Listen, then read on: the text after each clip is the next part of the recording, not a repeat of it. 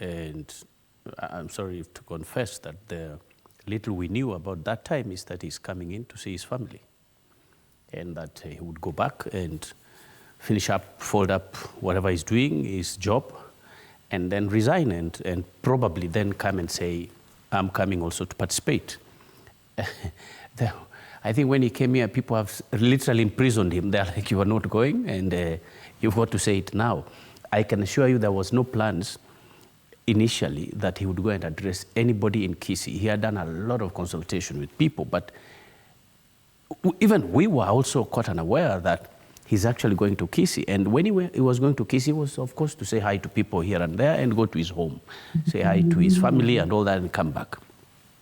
Then right there in the Kisii Junction area, the crowd is so much that the administration quickly decides, let's go to the stadium. And you could see how he was received. So, and I've always told my colleagues and friends, friend Matiangi, it's nothing about Kisii as a county or as a region.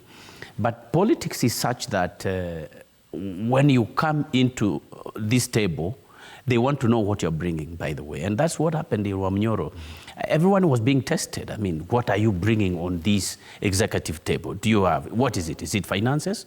Or is it influence? Or is it popularism? Or it is the numbers? What do you have before even they decide? And I think they all understand.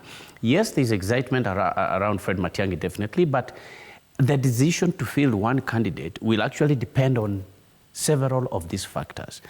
There is a gentleman there I call Messi, our president.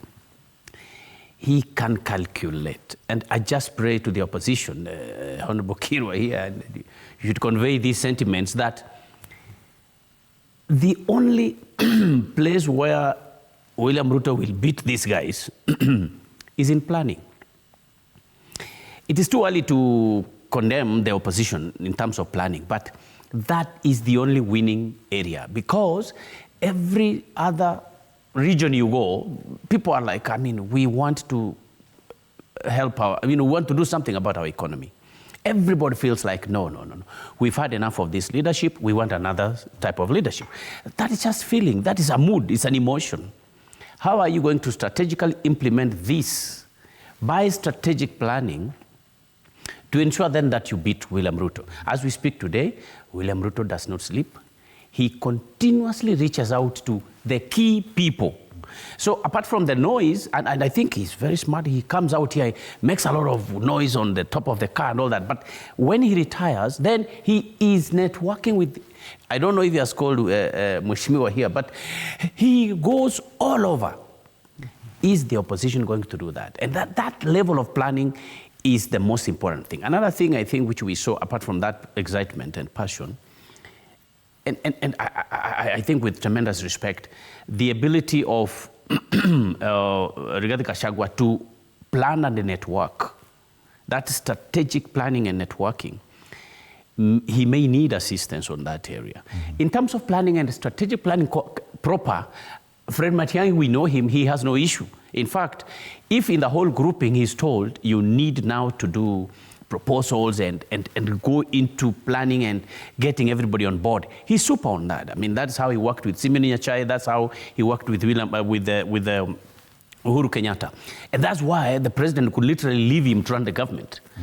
So I think the major problem for the opposition is the strategic planning and understanding the mood of the people. And I apologize on national TV that politicians will not offer that planning. That must be understood from day one. If you look at how William Ruto wrote to State House, he worked with several sectors to actually, and then again, the other issue is internal planning, human emotions. A lot of time, you pay too much attention to your ego and how somebody has put you down and how somebody has called you names. That is what William Ruto does not do. He doesn't care. You can see they're throwing shoes at him, and he's actually ordering the security to release the man. That is the planning I'm talking about. That you must be prepared in your own heart. Among the 6-7 individuals who want to be president, you must do proper planning in your heart to accept that if we say it is Kalonzo Musyoka, for example, you have persuaded your heart in your own internal planning that I will accept. That way, they will definitely beat William Ruto. But of course, William Ruto is aware that these are all human beings who are interested in this or that, and he will be working closely with them emotionally, I think through prayer also, to ensure that they don't agree. So if Honorable Kirwa, if in that big team, they can actually internally agree that, okay, like the Pops, whatever the 7, 8 of us decide, we will follow.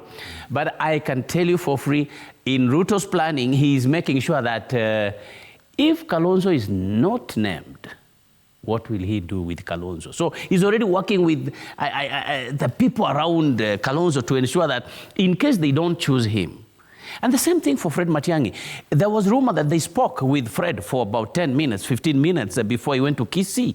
I mean, politics is anything, by the way, and I don't think anybody should theologize it and make it like it's a religious doctrine. Okay. You can agree today, you can disagree tomorrow. Yes. And that's important for your viewers, Fred, that the opposition must not only unite, it's not enough, they must mentally, emotionally strategize in their planning.